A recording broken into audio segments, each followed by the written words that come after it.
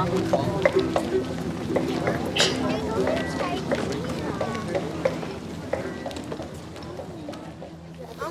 and Mariah Hill. Mariah Hill fut élevée dès son enfance dans les traditions militaires et vécut comme une épouse de soldat qui suivait le régiment dans les zones de guerre.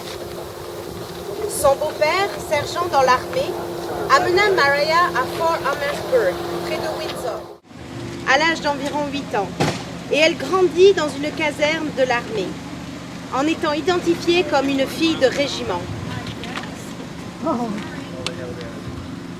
Andrew Hill est né en Irlande et il s'engagea à l'âge de 18 ans dans le 100e régiment du prince régent du comté de Dublin.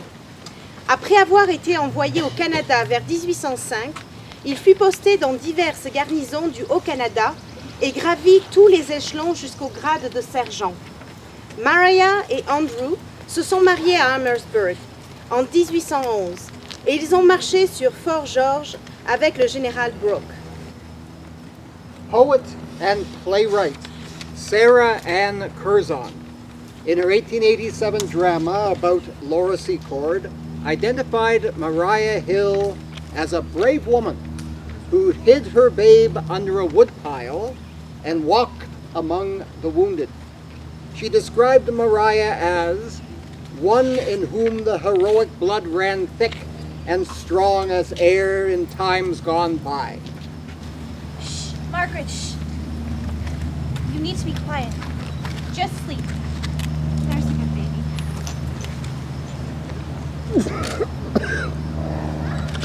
baby. Water. Don't try to speak. Please, can I have some water? Not too much. What day is it? The 13th of October, Tuesday. And the time? I do not know for sure. The sun is high. Where am I? I should know, but I don't.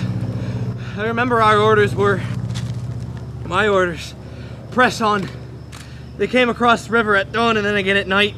Did you see him? I have to get back to my company. I remember I saw the flash of the musket and then I was falling down the cliff face and I have to get back. You need to keep still. Can you tell me your name?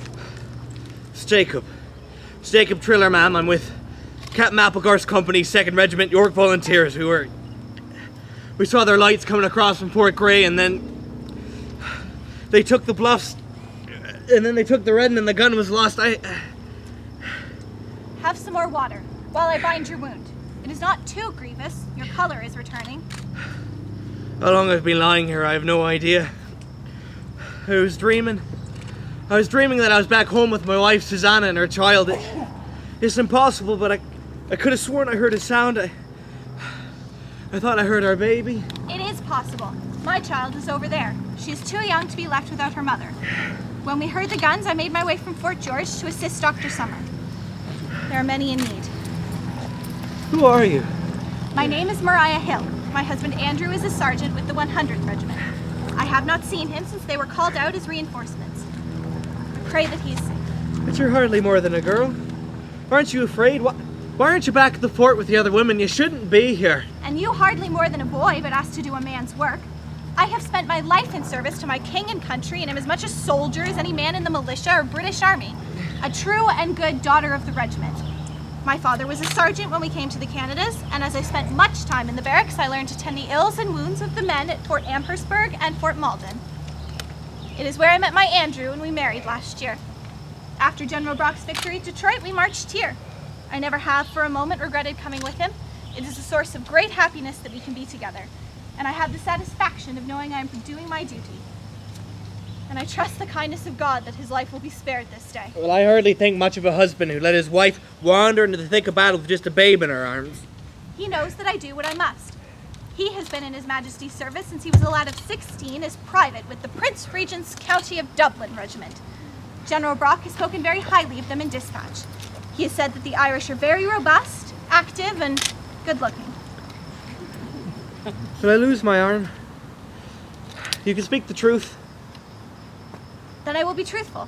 There is always hope and you are alive. You said you were with the York Militia? Yes. I'm proud to serve. My family settled in Durham. Do you know Durham? My father and his brothers fought with the Crown in the War of Independence. They were with General Burgoyne at Saratoga. And after the British withdrew, we stayed. We thought we could go on with our lives, make peace with our neighbours, but because we supported the Crown, they took everything from us. They seized our land, our livestock, they twice burned our crops, they wouldn't let us buy any supplies, and I couldn't go to school. So with little more than the clothes on our backs, we came to the Canadas to start over. And you are proving your courage and loyalty to King George once again. Ever think about when it's over? Will you stay here? Andrew and I have talked. When his service is finished, we could return home and retire quite nicely on half pay. But somehow I do not think that will be our destiny. The men of the regiment, some of them talk of settling here in Upper Canada. They see the fine farms that the Loyalist settlers have built up, farms and lands that are their own and not tenanted. The Crown shines favor on those who serve by granting us our own land, and there are new districts open each year after the surveys. King George wants stout-hearted and willing people to build up this country, and Andrew and I are both sturdy and strong. There's a river to the east called the Grand, the Kitchissippi, flowing into the St. Lawrence. Andrew says that when this invasion is over and we have prevailed, Canada will still need to be vigilant in protecting its borders and will need fortifications in many places. This country will be a good place to raise our children. We have 2 daughters, and someday we will have sons who will also serve their king. There. That is as good a job as I can do for now. Take these. Dr. Summer gave them to me. It will help your pain somewhat. Is there any news of the battle? With General Brock?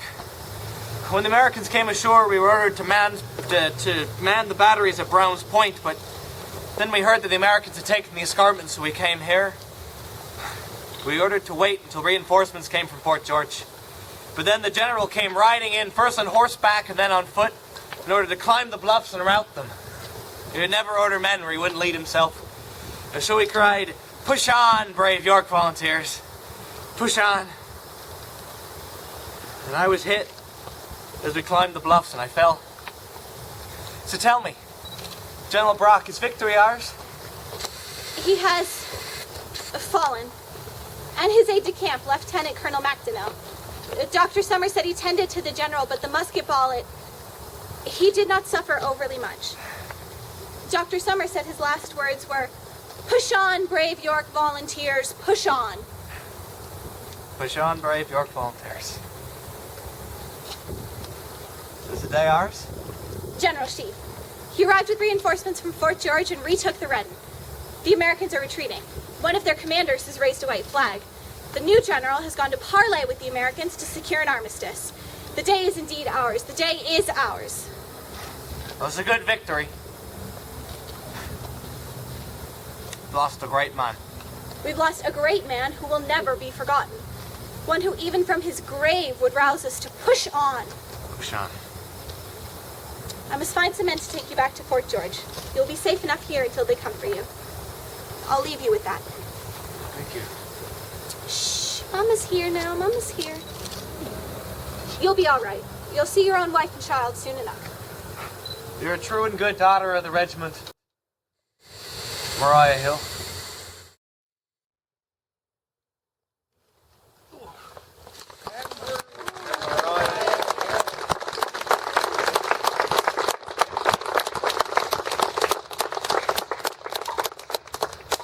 The tour has concluded. Thank you very much.